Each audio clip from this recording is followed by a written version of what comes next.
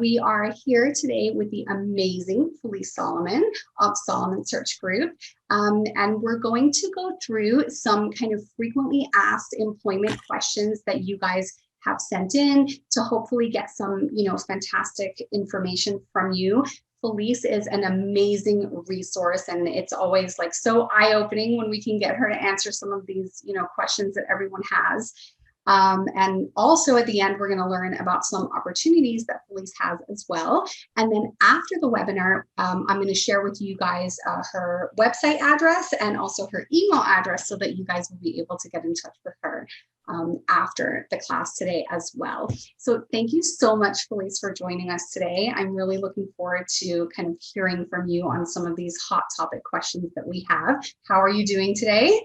Hello, friends, old and new. How is everyone? I miss seeing people face to face, but I hope I can answer some questions. Market's changed a lot. So I know Linda's going to throw a lot of questions at me, and usually I have an answer for everything, but I am so open to people typing in and giving their 2 cents. I need it too. Okay, so I'm putting that out there, and I hope everybody is healthy and your families are healthy. So, these are really crazy times. So we have a bunch of questions that people sent in. Hopefully we can get through them all. I tried to kind of categorize them into different sections, so they're all kind of related. And then, of course, if anyone on the call has additional questions, feel free to type them in the chat box, and then, maybe they're already going to be included. And if not, we will try to get to those as well for sure.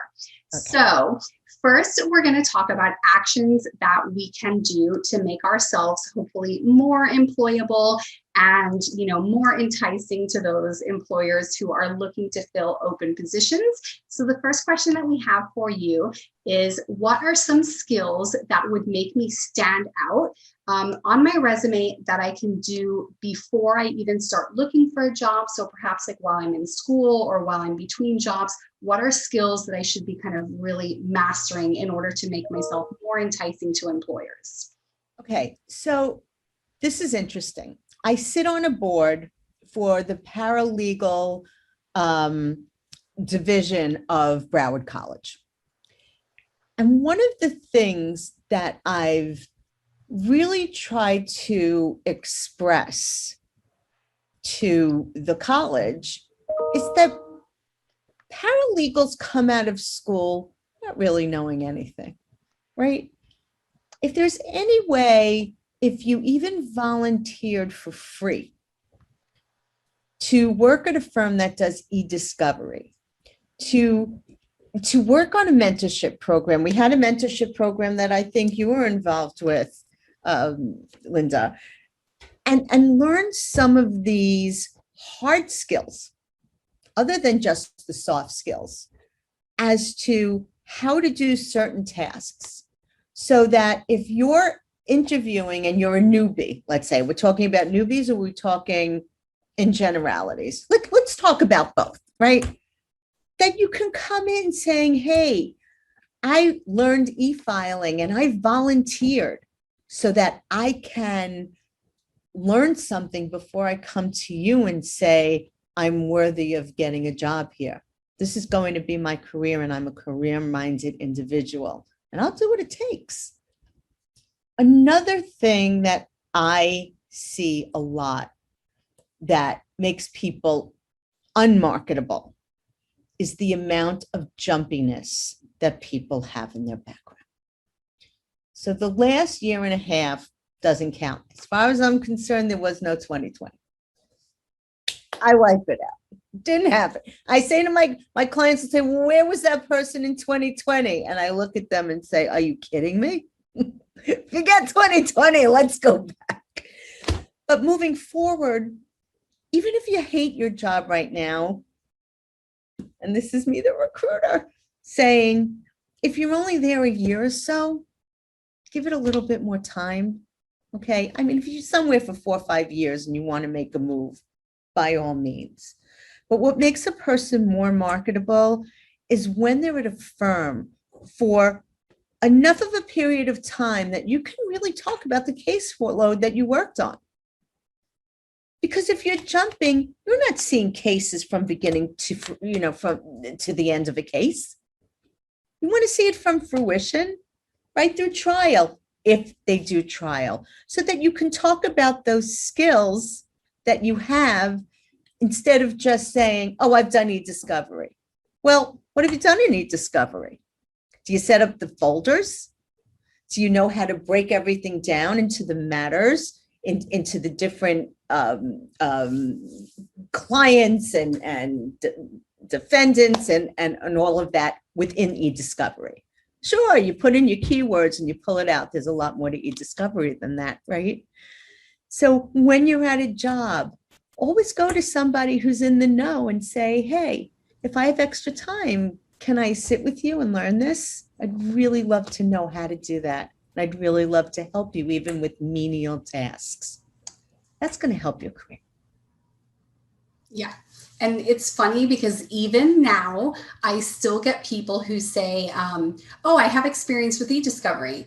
And I look at their resume and I'm like, but it doesn't look like you're actually doing anything with e-discovery. So like, tell me about the experience that you have, because I don't see it reflected.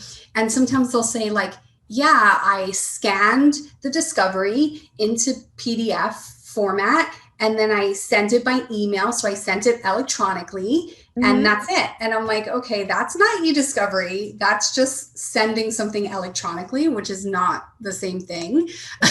So, it's really important, I think, for any paralegal, even if you're not really working with e-discovery, like in your current position, you definitely need to have at least a basic understanding of e-discovery. And we actually have on perfectlyparalegal.com, like an e-discovery 101 or e-discovery basics class that literally takes you from knowing absolutely nothing about e-discovery and gives you kind of at least that basic knowledge, because even most trainings on e-discovery assume that you have a basic knowledge of the terminology and the steps. So I think, and even for your personal life, it's really kind of eye-opening the information that you're putting out there into, Facebook land and everything else that you're doing. And when you kind of start learning about e-discovery, you start learning more about all of, that information that you're putting out there. So I think that's really important for everyone. Right. And I just want to say, somebody just typed in, Debbie Sutton, hi, how are you? Jumpiness, that's interesting with the younger generations not staying in place for a long time. You are so right. And not only that, we have an attorney division. We place a lot of attorneys and partners as well. We have a separate division. And these attorneys move every year. Like, how could you tell me that you've moved 4 times in 7 years and you think I'm going to get you a job? But yet they're getting them because our market, I don't know how it is in the other states. I'd love to know. But in South Florida, they're going crazy. These firms cannot find people anywhere, attorneys to work, secretaries to work, paralegals to work. Nobody's working right now. And we can get into that when you ask me those questions. But Debbie, you're absolutely right. The people are jumping and jumping and jumping. The younger generation is just not satisfied. And there are reasons for that. And I think I might not be able to say them out loud, other than we've raised some spoiled kids, because I think we've all had maybe just a little bit more than we did in our past generation. I think that's great. Hopefully it'll get better. I hope. Otherwise, no one's working, but move on. Yeah. So you mentioned e-discovery being a valuable skill that people really should have. Are there other skills that would make people stand out, such as doing, legal research or substantial legal writing? Right. So I just use that as, as an example. There are so many different fields in law right now. It's not just about litigation anymore. If there's something you're interested in and you want to learn it, find somebody who does that and see if you can shadow them. I know it's hard to do when you're working, But even if you, I don't know, took a couple days off, right, and sat with someone to shadow them just to see what they do on a day-to-day basis. And you're not going to learn something in a minute, let's be realistic. But you want to take initiative so that in the end, you can be happy in your career and do something that you want to do. And wherever you can get knowledge, Linda's website is just a wealth of knowledge. I wish, other than Linda, if I don't know if you ever heard of lynda.com. It is a website that teaches you software from beginning to end. I wish there was something, and I don't know if there is, for paralegals, other than you doing e-discovery, because litigation is your thing. But I can get over $100,000 for someone who does trust and estates and estate planning that has gift tax experience. It barely exists anymore. Nobody's doing it. So they should have these tutorials so people can learn this stuff. It's hard to get the firms to teach. So sometimes you have to just find mentors and mentorship programs, and they are out there. But you have to search and you have to do the research. It's not going to come to you. You have to go to it. And that goes for any area of law or anything you do in life. Yeah, I definitely agree with that. And, that's one way that being in, the Perfectly Paralegal groups on Facebook or being on LinkedIn or other Facebook groups is you can network with other people in the field that you're interested in. We actually have right now over 20 separate Facebook groups, and we have a lot of different Facebook groups for different practice areas, including trust and estates. So if anyone's listening and they want to check out to see what type of groups are available, if you go to perfectlyparalegal.com and click on Facebook communities towards the top right, it has a list of all the different groups that we have available. So I would definitely recommend, if there's an area of law that you're interested in getting into, or you're interviewing in that area, you can see if there's a group for you, and then you can find tons of paralegals from all over the country that are specifically interested in that area of law, that can mentor you, that can give you educational resources and all of that kind of information. So, definitely take advantage of the information that's available to you that's completely free. We get a lot of people coming into the group saying, I will pay someone to teach me this. And it's like, you can learn that right here in the group. Like, you don't even have to pay someone. You just have to come and ask for the information and someone will teach it to you. Right. So I have Lori Lakin. How are you? Did I say that right? Lakin. She asked, what about CLE classes? So Linda, I'm going to leave that question to you, because I don't know how much you really learn in an hour on a CLE. Right. So CLE classes are really tricky. And we sometimes have people saying like, oh, I'm taking all these CLEs so I can include them on my resume. I would never include, it's continuing legal education. It's not going to replace like actual education. It's not supposed to replace that. But I will say that the classes that I do, so just to give you an example, we do a class in mail merge, we do a class in e-discovery, we do a class in trial binders. All of those classes are at perfectlyparalegal.com, are super comprehensive. So any class that I do, it's very important to me that people are actually going to learn actionable information that will teach them how to do something. So if you've never created a trial binder, or if you've never gone to trial or assisted an attorney in preparing for trial, you can take my trial binder class. And yes, it's a continuing legal education. I wouldn't put it on my resume,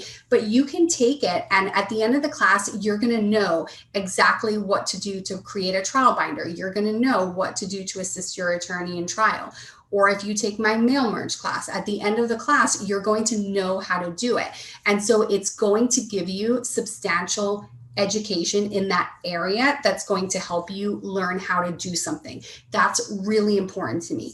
The majority of CLEs that are out there are going to give you surface level knowledge that are not really going to teach you, like from start to finish, how to do something. So you want to make sure that if you're taking continuing legal education for that purpose, that you really, consider the speaker and consider the list of information or the description of the class. And you could even reach out to the speaker. LinkedIn is great for that, right? You can reach out to people super easily and you can find out, is this going to be more surface level, or is this really going to teach me how to do something better or how to do something that I don't know how to do? So you have to be really careful. I mean, I've attended probably thousands of CLE over the course of my 25 plus years. And so many of them, you walk away from them without like really taking away like something that's actionable. So you just really want to make sure that if you're taking it in order to learn something, that it's not going to be surface level, that it's actually going to be very in-depth, and it's going to give you substantial knowledge that you can actually take away and put into use. But I wouldn't put like continuing education on my resume. I don't think it belongs there. So, I'm sorry. no, go ahead. I should go like this, like this, Rob. For those of you that are more senior, it would be amazing if you would help to mentor people as well. And you may not be their boss, obviously, but hey, if you want to learn something, why don't you take this? Just one little task. People will really, really appreciate it, and it will help them in their careers just as it might have helped you in the past in your careers, because you have to learn somehow. I'm just going to tell you something really quickly. My secretary, who has been with me 7 months, one day comes to me and she hands me a resume and says, "Hey, what about this person for something?" I'm like, "What are you talking about?" I said, "This looks pretty good." I said, "Do you want to learn more?" "Yeah, I want to learn more." And within 4 months, I swear to God, I'm in this business 32 years. She's one of the best recruiters I've ever seen. Unbelievable. Because she took my lead. And if I gave her one task, go to this site, go to this place, put in these keywords, she learned, and she cared to learn. So you need to care. You can't think that I want to make 10,000 more, but I'm not ready to put the work in. You have to be ready to put the work in, and you have to be passionate about it. Don't think of this as a job. If it's not a career, don't do it. It shouldn't just be about, oh, I need the paycheck because I have kids. Find something in what you do that turns you on. I totally agree. This is not a good, like, really career for people who are just like, it's just a job. It's really a very big investment in your kind of entire life, as many paralegals know. And the clients are really depending on these attorneys. You're the forefront for these attorneys. You're giving them the information that, that they're going out and they're putting together these trials, and they're the ones that are finishing it, but you're the ones that are starting it. You're helping the associates who are helping the partners who are helping their clients. It's a chain reaction. And you're right there. You're super important. They can't function without you. Don't think they can, because they can't. So I definitely agree with that. All right. So before we move on from resumes, a lot of people are always curious if employers care, or how much does having either a formal education such as an associate's degree or a bachelor's degree, or having a national certification such as the certified paralegal designation through NALA, or here in Florida, we have the Florida Registered Paralegal designation. Okay. So how much of a role do those types of things play? Okay. Bachelor's degree is the best you can have. And if you have a 2-year degree, if there's any way you can swing it, I know life is expensive, get that 4-year degree. Because I personally, as a recruiter, can sell that 4-year degree better than I can sell somebody with 3 years of experience and a certificate.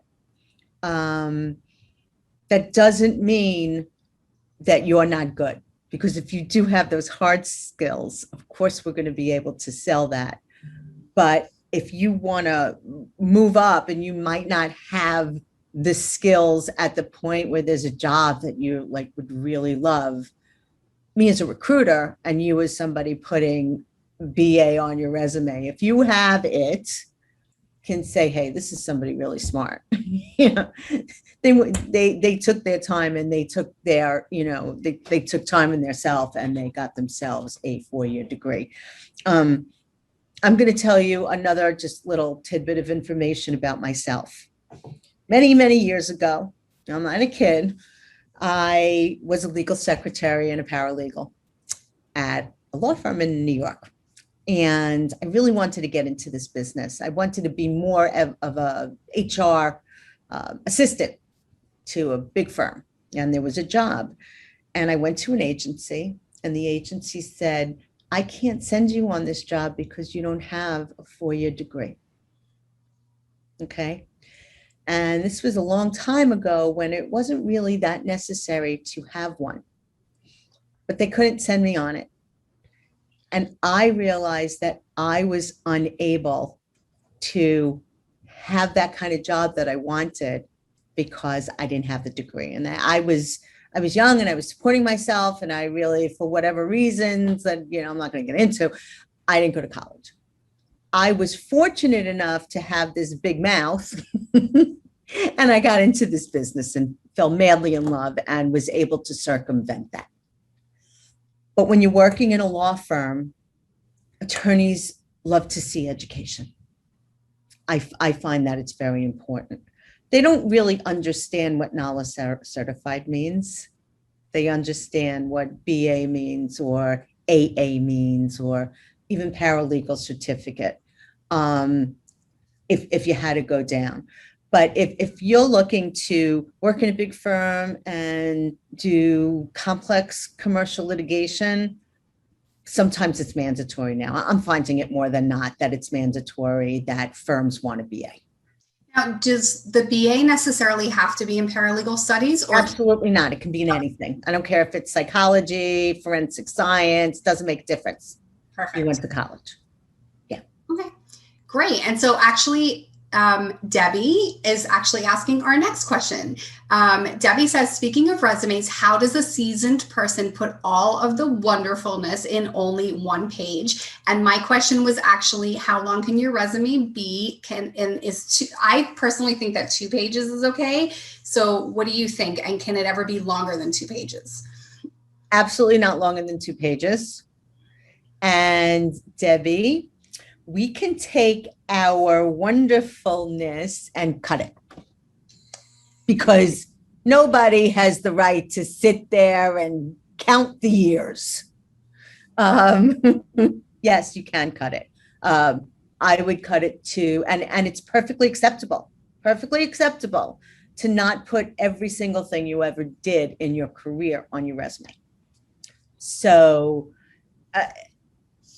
now I basically don't have anybody that has started before like 1995 keep that on their resume, unless they left the field to have children, and then you have to show that you had that experience, raised your family, and then went back to work. But to have the 3-year, you know, to have all those years on your resume is not necessary. And no one's reading a 3-page resume. They're just not going to read it. 2 pages, absolutely. And also, don't write every single thing you do in paragraph form. Give the top things that you do in a day. Nobody cares if you've answered phones. Nobody cares if you've written correspondence. irrelevant. Put down the important, relevant things that you do, your privilege logs, your research, your trial binders, your whatever it is, your e-discovery, so that when they say, hey, this person has the buzzwords I need, let me really grill them. Let me bring them in. Okay. Perfect.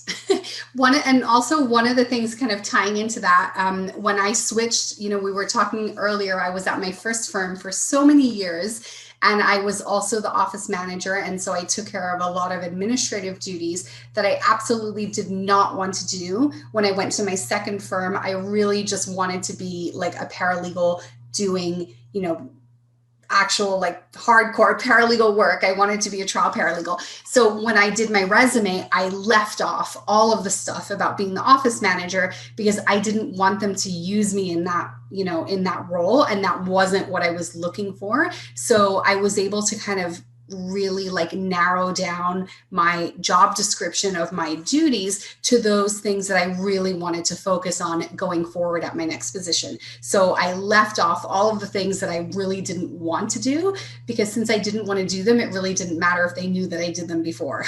So all right. So just a couple of things on resumes that people are always asking. Should people include their street address on their resume? And how do you feel about objective statements? And how do I feel about what statements? Objective statements. I don't like objectives because it narrows you down.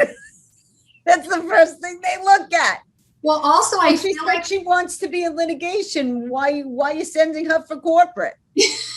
And she wants to grow. How much growth do you think you're going to have at the top of paralegal? Yeah. It's like, and realistically, we want to get a job so that we can get a good paycheck. I mean, let's be honest. If we hit like the big lottery jackpot, most of us would be, just as fine like doing something else or staying home.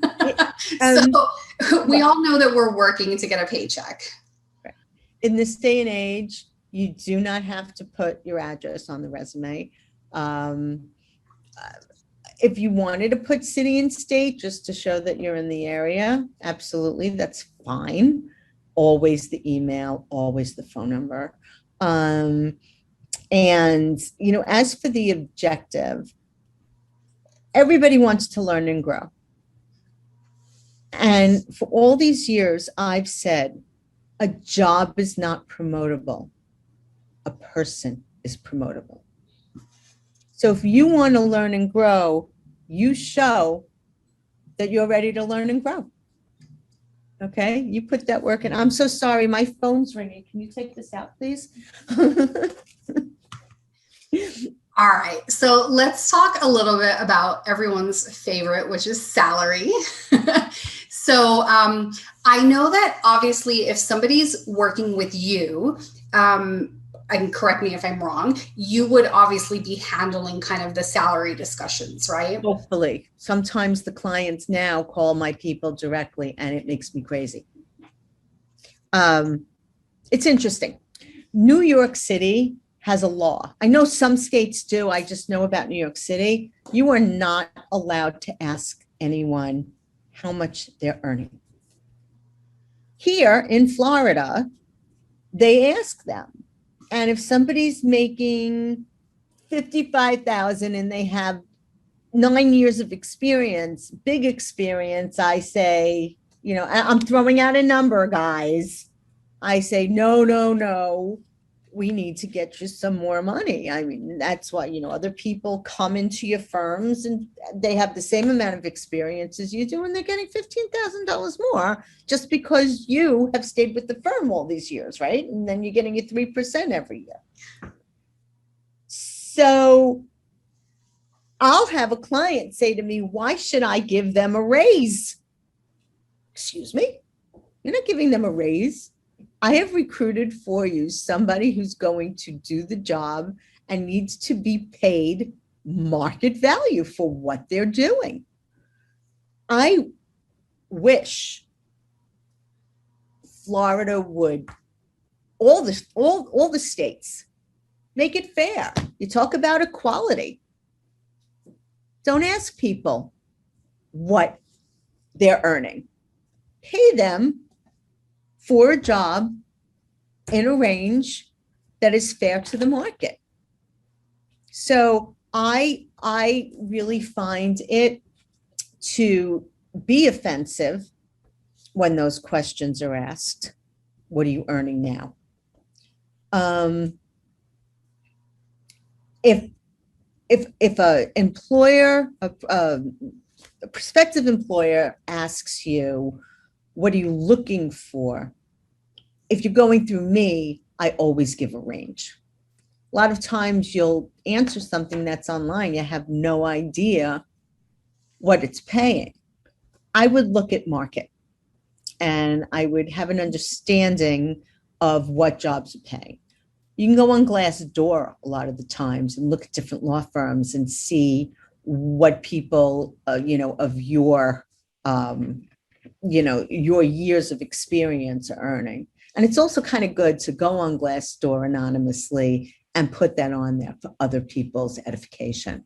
And then you go in and you say, I want to be paid a fair price for the amount of work that I'm going to be doing, and I'm going to work really hard for you. And understand one other thing. They're billing you out. You could basically sit down and do the numbers and see how much they are making on you. And I hope there's no attorneys listening to me. They're going to get really angry, and see how much they're earning on you. And you're doing all this work, right? When I'm trying to close a deal and I have something that's in a certain range and they don't want to go up 2,000 or 3,000, which would make the candidate really happy, so they're not going in soured, I say, come on, that's what you're billing her out at. You want this person to work 1,800 hours.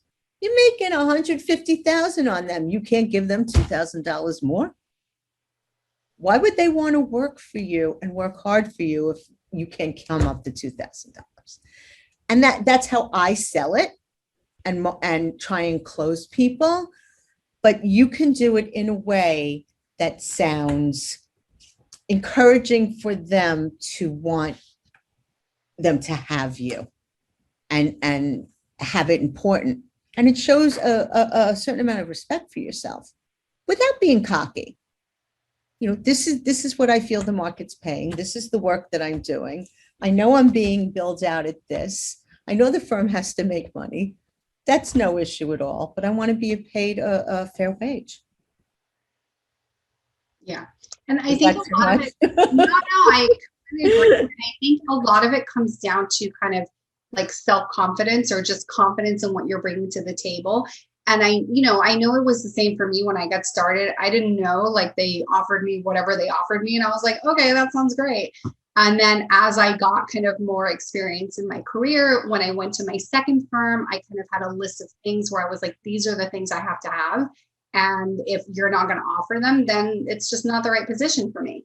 And I think that that's kind of something that I don't think most people have that when they're starting. I mean, I'm sure some people do, but I think most people probably don't.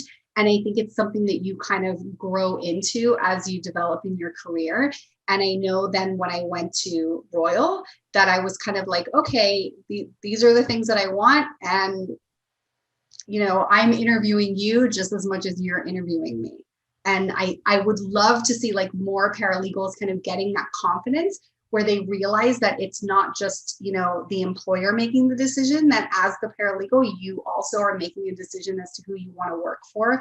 And I know that can be really difficult, especially when people are getting started and maybe they don't have a lot of opportunities, or, especially I feel really bad for paralegals who work in kind of more remote areas and maybe they don't have a lot of different options of people that they can work for. So maybe they can't be like as, picky as we can be here in a big city where there's thousands of people that we can work for.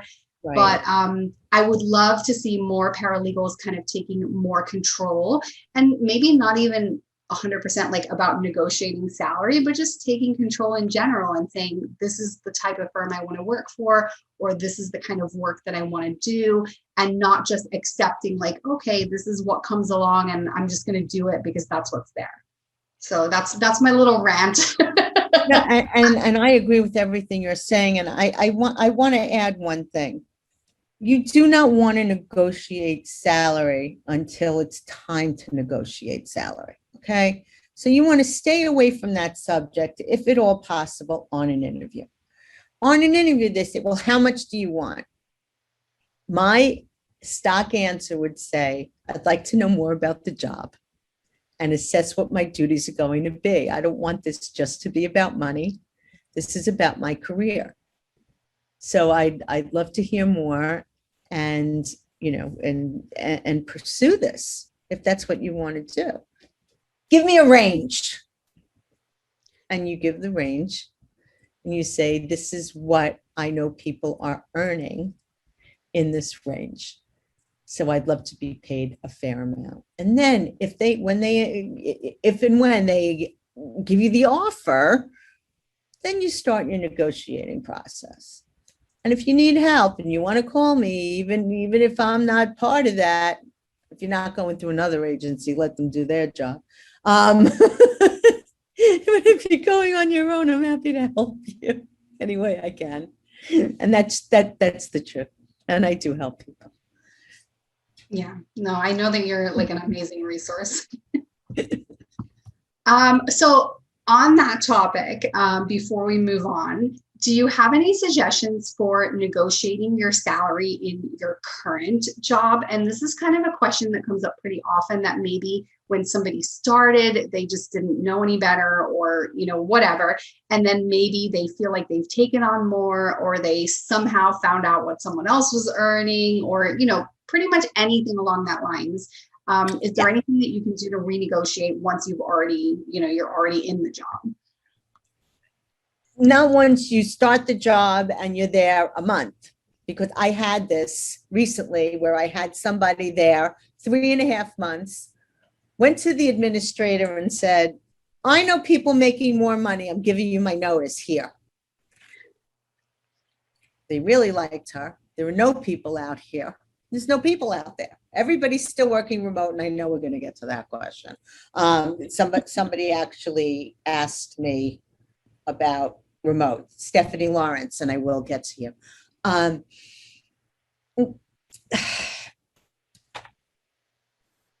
I had the situation here recently, and someone said to me, this is what I'm doing. This is the amount of work that I'm putting in, and I'm helping on other things. I really would like it if you could help me out with a little bit more money. And in that case, we said, yes, we can do that. In a law firm,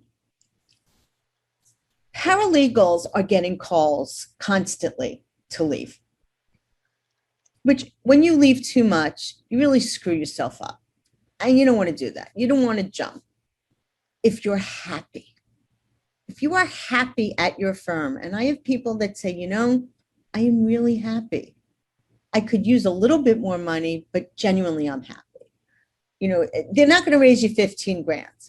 If you go out and you get a job and you say, I was offered a job and this is what they're paying me, they may say, okay, here, take $15,000 more. 3 months later, you're going to be out of a job. So that's not the way to go about it. This is not a threat. So you don't go and interview at 10 places and then go back to them and say, I interviewed at these places.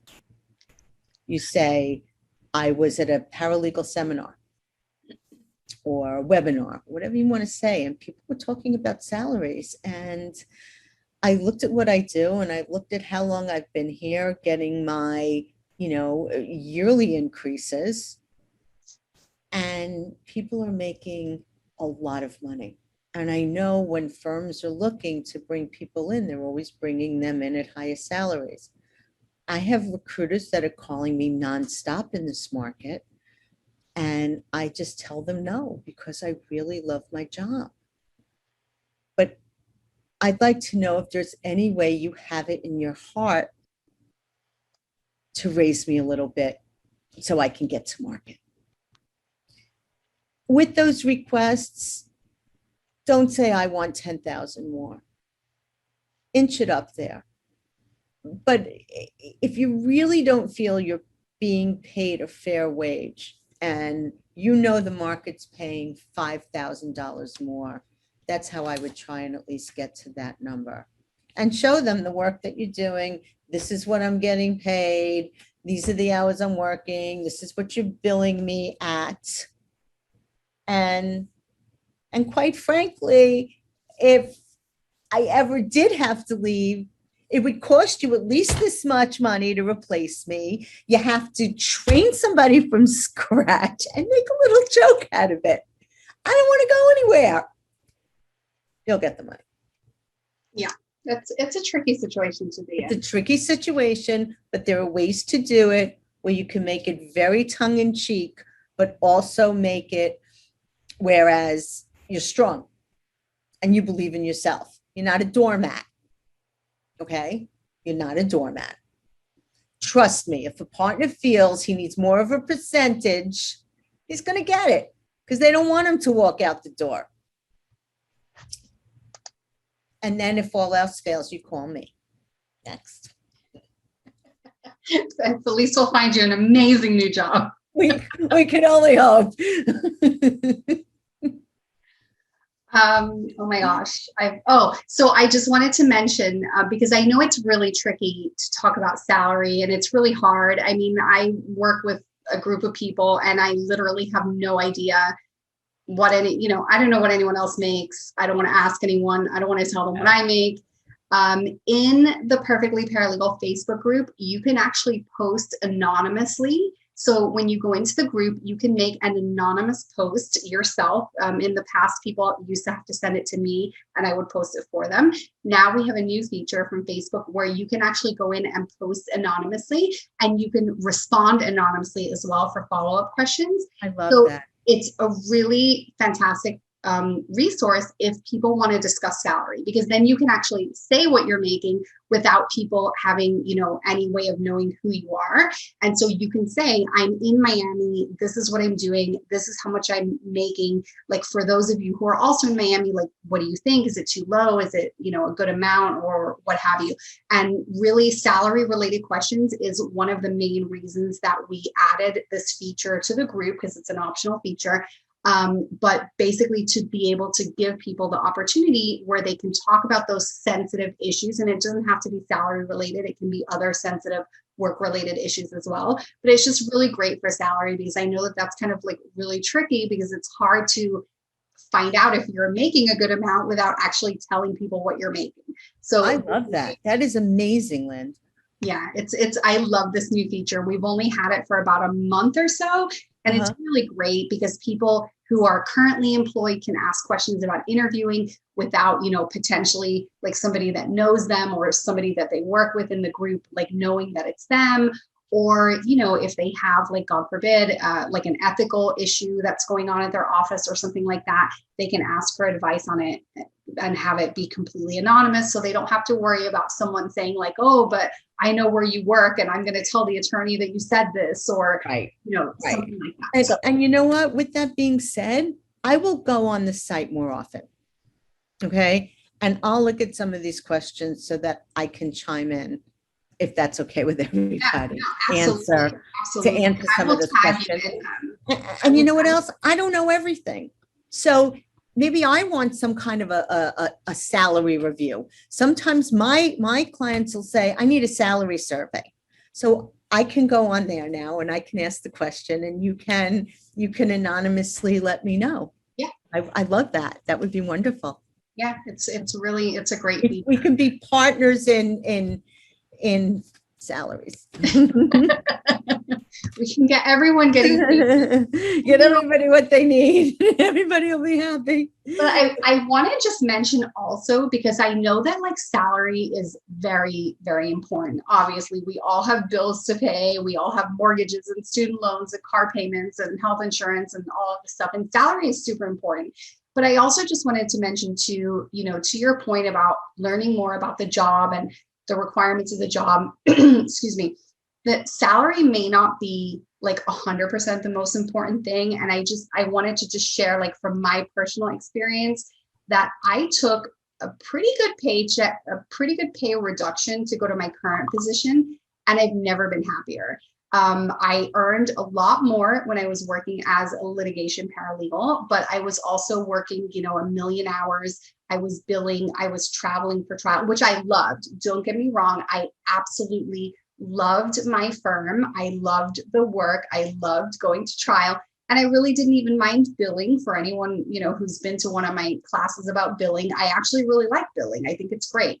But because of Perfectly Paralegal and everything that was going on with the paralegal cruise, I really had to make a decision between, am I going to be working as a trial paralegal for an extent, like a long time, or do I want to focus on Perfectly Paralegal and the paralegal cruise? And honestly, the answer was I wanted to focus on Perfectly Paralegal. So this opportunity of the position that I have now came along. And even though it was a pay cut, it was also a substantial increase in, like, quality of life and having more time to do the other things that I want to do. And also the benefits were a lot better. And to be completely honest, in that first year, with the benefits of them paying for my master's degree, paying more for my insurance, paying more towards my retirement, and all of the other benefits, actually made up almost the entire amount that I lost in the salary. So you really have to make sure to consider, the entire picture. And I know that that can really depend on, for a lot of people, at what point they are in their life, like what's going on in your life, what stage are you in your life. But once you get to, like, that certain point where the salary isn't necessarily the 100% most important factor, you also definitely want to consider, am I going to be working 12 hours a day and getting calls on the weekend from the attorney? Or am I going to be working like an easy, like 6 hours a day, and then have all this kind of extra time where maybe I can pick up something else that I'm passionate about, or start my own business or something else as well. So even though salary is super important, you definitely have to keep in mind kind of the entire package of what's going on. Exactly. I'd like to really talk a little bit about the elephant in the room. Okay. And that's working remotely. And I think that's really, because I know we're probably running out of time soon. And I think it's very important to discuss. So our lives have changed dramatically in the past couple of years. And a lot of people are working remotely. And then they have to go back to work. And now they have to get back on the train. They have to get back in the traffic. They have to start paying for the express lanes. They're getting more work done from home because they're not doing that commute. And that works well for a lot of people, if you're that person. But maybe what you don't know is your past cubby partner, office partner, is not working as hard as you are. And there's no way to really track what people are and aren't doing 100%. Attorney calls, you're playing with your dog, you're watching your kids, which is understandable. It's really hard to work around that.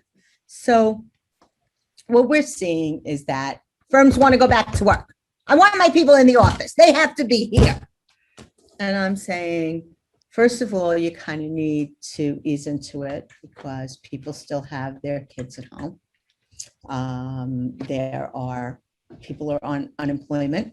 And a lot of times, people that are not making as much money as maybe higher level paralegals are, getting the unemployment.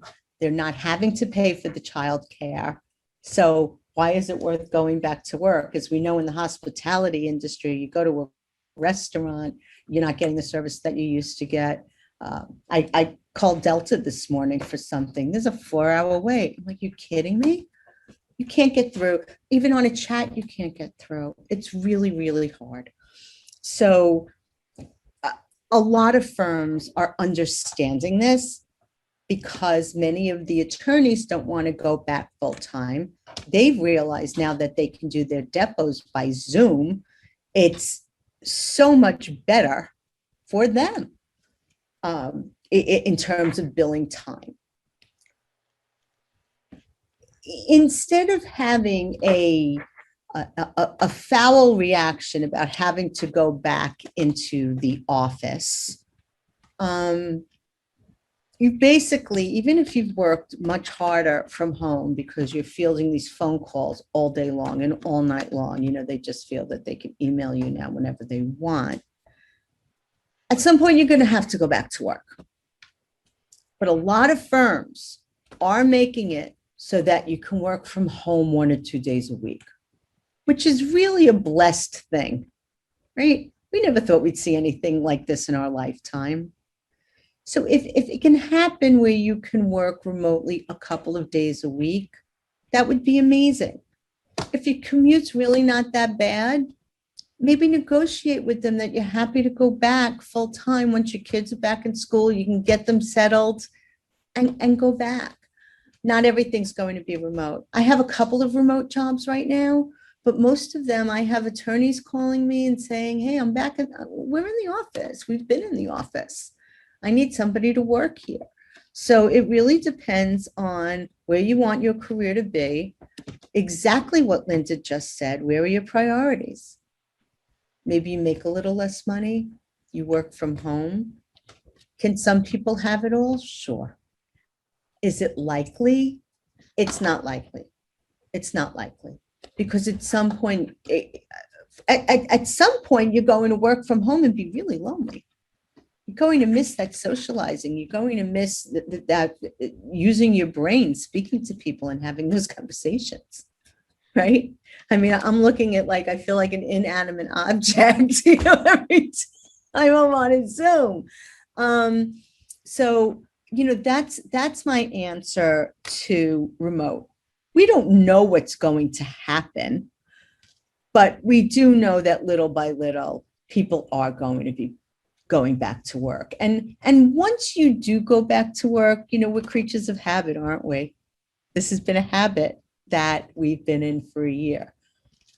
You'll go back to work and you'll find that you just slip back into where you were before the year that didn't exist. Doesn't mean you have to work as hard from the office as you used to, because now you do have a point where you say, look, I have to leave at this time. I will get on my computer when I get home and I'll get the rest of the work done. So there's another way that you can possibly work that out. Maybe leave a few hours early if you have to, but you need to show face if they want you to show face. That's what I have about the remote subject. So I hope I'm one of those people that I would be happy to never step foot back into an office in my entire life. The past however many months I've been working from home since the first week of March 2020. I think I've probably been happier than I've ever been in my entire life. But we were actually having a conversation about this in the Perfectly Paralegal group this morning. Somebody was asking, they're in a regular job now and they're interviewing for a remote position. And she was asking the pros and cons of working remotely. And a lot of people raised kind of some of the same issues that you just mentioned. You're not interacting with other people. It can get lonely, you're not socializing. Maybe you're not as productive because you're playing with your dog or you're doing your laundry or your kids are constantly bugging you and, all of these kind of things. A couple of people mentioned that they gained a lot of weight since they've been working from home. I did this morning. Do you? But the funny thing is, I'm the opposite. I no longer have a 2.5 hour a day commute. I couldn't be happier. I'm not spending all this money on gas and tolls. I have almost not driven my car since March of 2020. I drove myself to get a haircut a couple of days ago. And my husband was making fun of me pulling my car out of the garage because it's probably, I'm not even exaggerating, maybe the 5th time that I've driven myself somewhere since March of 2020, because my husband's been working from home as well. So So I haven't even driven anywhere. My husband, like if I have to go to the grocery store or something, my husband will drive and then drop me off and, at the front door and wait for me. So for me, I've lost 25 pounds. I picked up a new exercise routine. I've worked out almost every single day since January 1st. I'm eating better than I've ever eaten. I'm not eating junk food from vendors all day long. I'm not hanging out with my coworkers, in the snack room, or going for an early lunch after I literally just had breakfast. And for me, I've been more productive than I've ever been. I've gotten multiple emails from my supervisors, just telling me like how great it's been, that productivity is up, like the happiness of the employees is up and all of this stuff. So for me, it's been like truly a blessing to work from home since March of 2020. And it's not something that I'm interested in giving up. So I think that there, I say that because I want paralegals to, first of all, understand that they might have to give it up. I mean, and there are people that never worked from home this entire time. And I don't know, at some point I found that to be amazing, I guess, just because so many of us here in Miami were working remotely. There were so many friends of mine who were like, I've never left the office. And I'm like, what are you talking about? Like, we're all quarantining. And they're like, no, I've been going to work every day. We just don't have clients coming in. So, I mean, there are a lot of people that never got the benefit of working from home. And then there are a lot of people who are really eager to go back. I don't know who those people are. I'm not one of them. But from what I understand in my office, there are people who are super eager to go back. But I also want paralegals and other legal professionals to take this opportunity to kind of maybe switch their focus, like maybe realize that working like 20 hours a day for someone else's business, and the attorneys are going to kill me for saying this, but working like yourself sick, literally, for someone else's business doesn't have to be your focus in life. Somebody asked in the Facebook group the other day that she literally has not taken a day off in years. So anytime she was sick or one of her children was sick, she would work from home, and she'd never truly taken a day off. And she wanted to truly take one day. She was asking about one day, and literally I teared up when I was responding to her, because it really hurts me, like emotionally, when paralegals are killing themselves for someone else's business. And so, I know that we have to go back to the office, or a lot of people have to go back to the office, but I hope that everything that has happened will kind of give people a new perspective on not being a hard worker. I mean, you want to be a hard worker, but you can be an amazing superstar paralegal, providing amazing work to your attorneys during the hours that you are being paid to do so. And not working outside of those hours, or not working for free, or refusing to take your paid time off that is part of your salary package doesn't make you like a hero paralegal. It just means that you are basically giving that commitment that you should have to yourself and your family to someone else's business. So I definitely, I don't want anyone to think that I'm saying that you shouldn't work hard and they shouldn't give it 100%, but I definitely hope that this has been kind of an opportunity for people to put things in perspective and maybe realize that, you don't have to skip all of your children's, school activities, or if your kid is sick, you don't have to take them to work with you because it's like such a critical situation that you have to be at work and that you can never take a day off. And also, I hope it gives paralegals kind of the opportunity to think about, if there's other things that they can do. So in addition to working from law firms like me, I work for a cruise line. It's a completely different, different scenario. The personalities are different. The whole vibe of the office is different.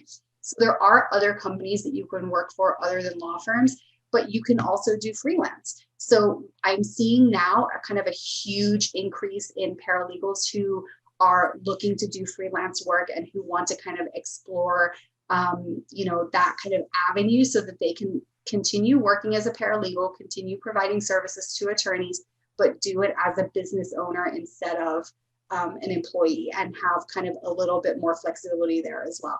And it should come as no surprise that we have a Facebook group for freelance paralegals where we talk about doing just that. So, I hope that kind of the attitude of you have to kill yourself for the job in order to be a good employee is kind of taking a little bit more of a backseat, so you can still be an amazing employee while not like literally killing yourself for the job. So that's kind of what I hope that people take a little bit away from COVID, is to kind of put your, put everything like in perspective a little bit more. Totally agree with you. Totally agree with you. And, can I know we're like kind of running out of time, but if you have time, we're fine to continue talking. Okay. I'd like to just put out there a couple of the positions that we're working on right now, one of which is remote. Everyone's if you're not interested, totally understand, but I like to put it out there, and I'd like to put some, I know Linda puts jobs up, like to be able to reach out to people here and again to see who you know. I do bonus generously. If I place someone that you've referred, you'll never have a problem chasing me for the money. Person works a certain amount of time, you're getting that check in the mail. For secretaries, we pay $250. For paralegals, we're at $500. For attorneys, associates, I'm at $1,000. For partners, I'm at $5,000. And if you ever gave me a group, then we could really talk about some money. So I am working with firms now that are all over Florida. Okay, I am working every city in Florida. I have jobs from Tallahassee, Jacksonville, Tampa, Miami. My firms are just calling us, and we've just really expanded. I now have 9 recruiters. After 12 years, we just hit 12 years of business. And it's just getting bigger and bigger. So one of the national firms that I'm working with has an opportunity out west. And you would be able to work, and not West Florida, like out west. You'd be able to work completely remote. But they want somebody who is in that, Texas, Utah, Chicago arenas, because that's where they have their hub. So if you had to go into the office once in a while, and you would be working in corporate, it's corporate SEC work, mergers and acquisitions. And yes, you have to have the background for it, but it's a great job. It'll pay a lot of money. And if you know anybody or have an interest, I can tell you more about it. You'd be working for the shared services division, which means you'd be working on some really big deals with attorneys all over the country, right? So if you're in Utah and you don't, you get a couple of SEC deals and not a lot, you'd be working with big IPOs from all over the place. That's one. Then I have an e-discovery position in Orlando, working for an awesome firm who has several offices in Florida. They're a Florida firm, and they're all over Florida. It's working under the greatest guy ever. Their e-discovery team is absolutely fantastic to work for. They work as a team. It's not about me, it's about us. And they're looking for somebody who's like a litigation analyst. They can work on all the litigation support related tasks. It's hands-on. They want e-discovery. I can send this out. I mean, Linda, I think you have it. If you could just, send it out for me. It's all the tasks. They always say, oh, I want somebody who's proactive, but it's a lot of share file. It's knowing different types of databases, including Trial Director now, Page Vault. I don't see some of these on it.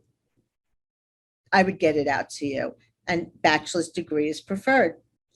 I'm getting that on almost all my job orders these days. And this will pay,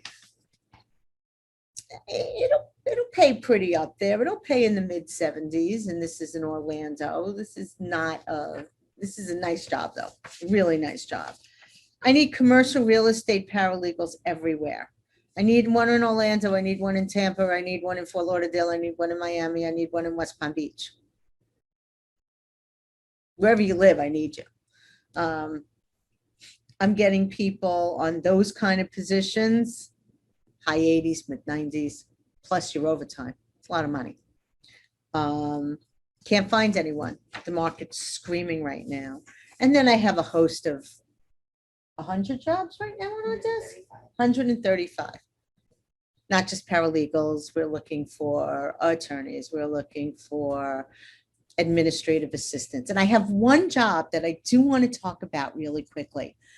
If you have, if you know anyone in there, like mid to later 20s, early 30s, we're starting to get entry-level type spots for people that have like 1 or 2 years and want to move up the ladder.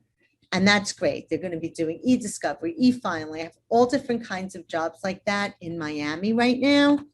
But I have one in particular that's working for the human resources director of a big firm as an administrative assistant, but also working for the recruitment director. So they're going to be working alongside, learning how to do, watching the interview process, working with the summer associate programs. It's a really good job, and it'll pay up to $60,000. And so if you have anybody who's bright-eyed, I mean, really bright-eyed, bushy-tailed, really smart, and maybe has a little of that experience, or, you know, one of your kids who went to college and wants something like this, please, I'd really love to know from you. It is in Miami. And that's all she's got, I think. One quick question. Well, I have two quick questions for you. So I put a link to your website in the chat box and your email address, and then we'll send it out by email as well afterwards so everyone has it. But are the jobs available on your website if people want to go to your website and check Everything's available on my website at all times. I post on my Facebook. If anybody is interested, you want to hook up with me, you can PM me on Facebook. You can reach out and be my friend. I'd love for you to be my friend. I'd love for you to follow us on Instagram. Looking for more of those. I'm first learning Instagram, and it's like, oh, okay. You know, and if you have feedback for me, negative, positive, I want to hear it. You know, I'm always open, and I don't get offended. And yeah, this was really fun. I know. I love doing these sessions with I know, I do too. So sometimes I really have to stop and think and say, okay, this is it. You know? So we did have some questions that we didn't get to, but we'll deal with that after. And maybe we can do those like in the Facebook group or on your Facebook page. Okay. So we will let people know about that. And then we'll go from there. So what I will do is we will send an email to everyone so they have all of the information right after. And also this recording, everybody will have access to as well, so they can come back to it if they need to. And then also I want to encourage people, if you have questions that we didn't get to, because we had so many amazing questions, you can also reach out to Felice. I'm going to put you right on the spot, but you can reach out to Felice directly to talk about your career and your, you know, options and the amazing openings that she has, because she always has the most amazing openings. But it's got to fit that what you have, right? Yeah. It always has to be that match. It's like trying to find a husband or a wife or whatever it is that you want a partner in. So. Exactly. Well, thank you so much, Felice, for joining us today. This has been amazing. And everybody have a great day. You know, gotten some great information, especially about salaries. I know everyone was really excited to get some tips talking about salaries, but I really appreciate you joining us today. Okay. I want to just say one more thing. Love yourself. Let them know you love yourself. It's okay. Bye, guys. Thank you, everyone. Bye, Felice. Bye-bye. Thank you so much.